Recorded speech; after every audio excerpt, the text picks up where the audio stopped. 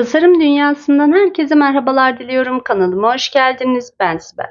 Bugün evde bu şekilde metalden meyvelik, tabak ya da herhangi bir böyle kullandığınız bir eşyanız varsa ve bunu da rattana çevirmek istiyorsanız bu video tam size göre.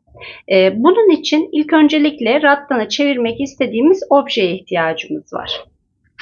Ve en önemli maddemiz bu şekilde pipetlere ihtiyacımız var. Bu pipetleri nasıl yaptığımı daha önceki videolarımda bulabilirsiniz. Bütün aşamalarını ayrıntılı bir şekilde gösterdim. Şeffaf tutkal ve makasa ihtiyacımız var. Hadi hep birlikte yapımına başlayalım. Pipetlerim bu şekilde ve şu sivri yani katlama kısmı bakın burası. Biz bu kısımlarından birleştiriyoruz ve bu kısımlarını şu şekilde uç kısımlarını alıyorum.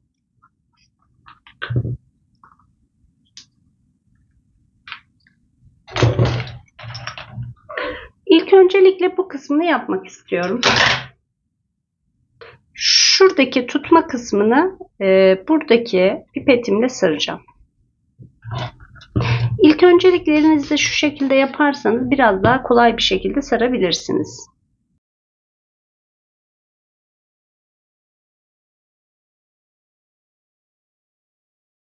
Bu pipetleri nasıl yaptığımı daha önce göstermiştim. Esnek olabilmesi lazım. Esnekliğini de sağlayabilmesi için daha önceki söylemiş olduğum aşamaların hepsinin titizlikle yapılması gerekli. Yoksa kırılmalar oluşacaktır ve bu şekilde sarma işlemini gerçekleştiremeyiz.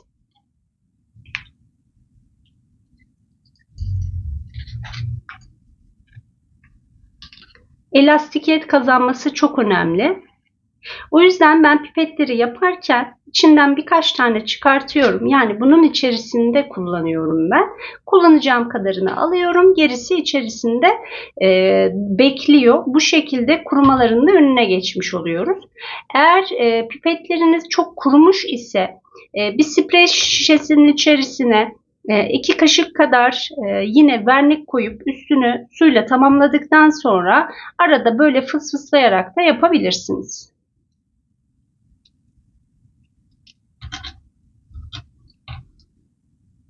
Şimdi buradan kenara geçiyorum.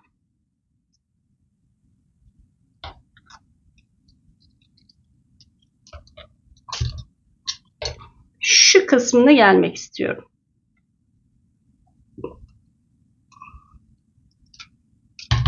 Şimdi burada pipetimiz bitti. Hemen uç kısmına şeffaf tutkalımdan az biraz alıyorum. Hemen diğer pipetimi geçiriyorum.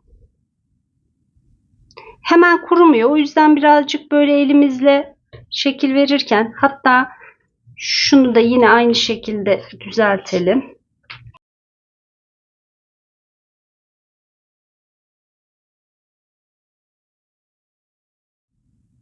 İki kısmını da yaptım. Şimdi artık bu koyma kısmına geleceğiz. İlk başta hemen 2-2 atlayacağım. Daha sonra teke indireceğim. Mesafeleri çok yakın olduğu için. 2 tane atlıyorum ve arasından geçiriyorum.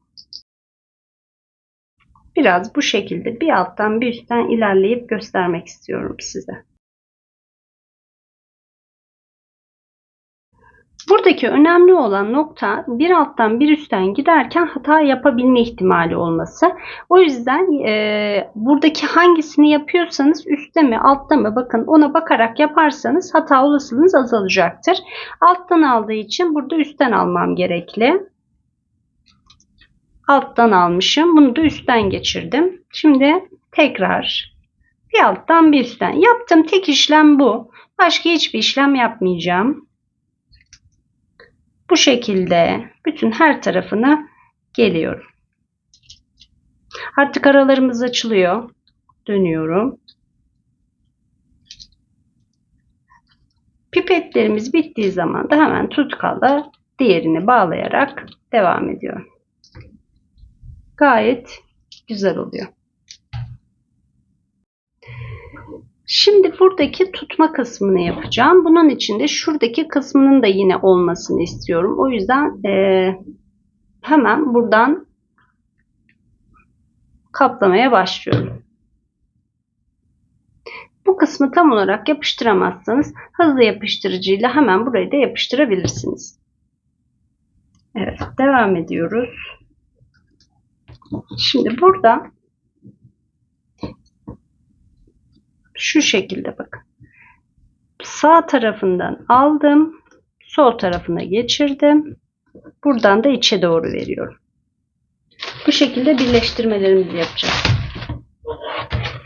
Birkaç tane hemen çıkartıyorum.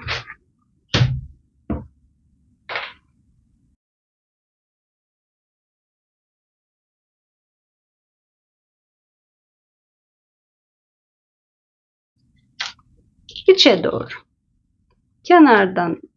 Kenarını sarıyorum, içe veriyorum. Ortadan çıkartıyorum.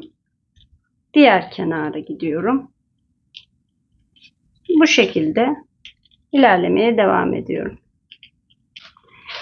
Eğer bırakmak zorunda kalırsanız hemen burayı bir mandalla tutturarak da işleminizi rahatlıkla yapabilirsiniz.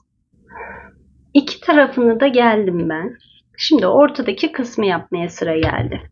Tek tarafını bağladım buradan. Diğer kısmı bitirdikten sonra bu şekilde devam edeceğim.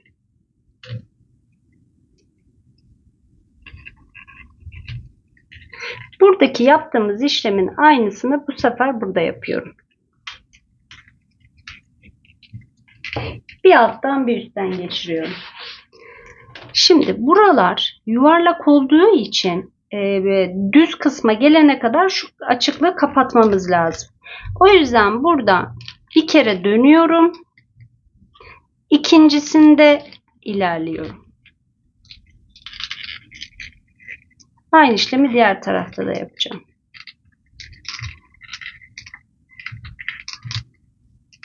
Buraya geldim. Bir kere döndürdüm.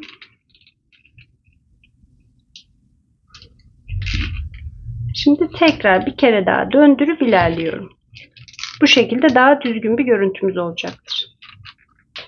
4 kere burada sarma işlemini yaptım. Yani bir kere doladım. Aynı işlemi şu köşeye geldiğimde tekrar 4 defa olacak şekilde sarıp öyle devam edeceğim. Ara ara da şöyle sıkıştırıyorum. Şuradaki metal kısmının çok gözükmesini istemiyorum çünkü. Bu şekilde ilerlemeye devam ediyorum. Sepetimizi bitirdik. Güzel bir sepet olduğunu düşünüyorum. Fakat en önemli aşama bundan sonraki aşama. Bu yaptığımız çalışmanın koruyucu olabilmesi için, yani ürünümüzü yıkayabilir, silebilir durumuna getirebilmek için vernikleme işlemini yapmamız lazım. Bunun için de ne kadar vernik koyuyorsanız o kadar su. 1 bardak vernik, 1 bardak su şeklinde düşünebilirsiniz. İkisini güzelce karıştırıyoruz ve bir fırça yardımıyla üzerine bolca uyguluyoruz. Ben taş vernik kullanıyorum özellikle. Daha sert bir yapısı var diğer su bazlı verniklere göre. Tabii ki siz diğer su bazlı vernikleri de kullanabilirsiniz. Ama diğer verniklerden kullanıyorsanız birkaç kat ara ara yapmanızı tavsiye ediyorum. Taş vernik gibi olmuyor çünkü.